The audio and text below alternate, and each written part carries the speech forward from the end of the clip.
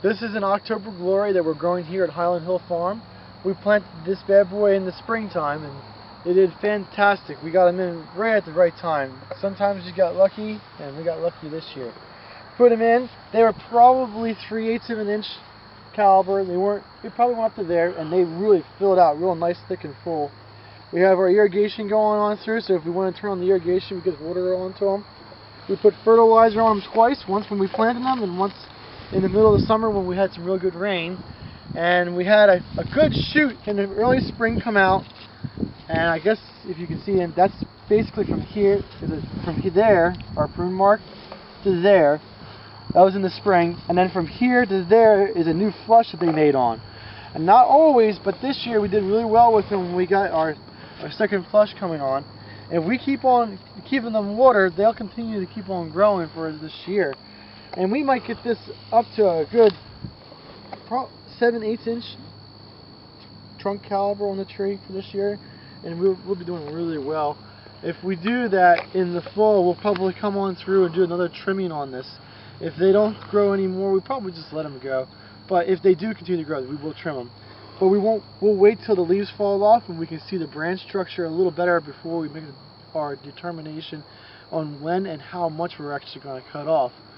Some of them we will have to do, and a good example, I saw them when I was driving down here, but if we see anything like this guy over here with this coming up on the bottom, we'll definitely have to trim that off. And what do you call that? Well, it's a water spout? That's not really.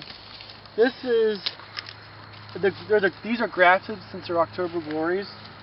So this is coming from the rootstock, so I don't know what you would call that, but we do have to take this off. That's not good for the tree. And we just cut it off, the tree will be fine. Some of these lower branches we may limb up, but you don't have to, I guess. You don't have to, but next year, at the end of the year, we'll definitely limb them up, probably to about chest to shoulder height, and that'll be the final spot where we'll trim them. We won't trim the branches up any more than that. But if this continues to grow out, suppose that this branch right here grows out another 6 inches, then we'll come back and lop it back so it's not like real loose then. It makes it tighter if we do that. But we'll do that over the winter time when we don't have anything else to do.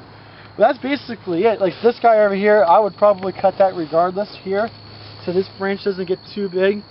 And when we go through and we actually limb it up to there, it won't be too big of an injury for it. So that will be cut, but not, the branch won't be cut, but this will be knocked back so it's not too big of a branching forming on it. You can see this guy over here is kind of the same thing we're worried of. It's a real heavy branch going into it, so we'll probably knock that back so this doesn't grow as thick and as full. And then when we do actually take it off, it won't be a big injury. It'll heal over or grow over, compartmentalize, or whatever you want to call it, without a problem. It won't be a mark on it. But I would think this is doing very well. Something like this tree here we'll have to work on a little bit. You can see there's no definite trunk to it at this point, so over the winter time we'll have to figure out how we're going to either cut some branches out or tape it back up so there's one that's definitely strong, but that's something we'll have to work on. That's another thing. That's making a single trunk to the tree, and that's always nice to have. Other than that, they look like a really nice How about this tree behind you? What are you going to do with that? Well, that one looks like one of the tapes broke off of it. That probably from a windstorm. We had some windstorms come through here with no rain. So that'll get taped back up? Yeah, that'll be taped back up. That's something we have to do. There's one of them over there that the stake broke off. We'll have to put another stake in. So. All right, well, thank you very much, Mike. And this is Mike's red maple field here on Ferry Road at Highland Hill Farm.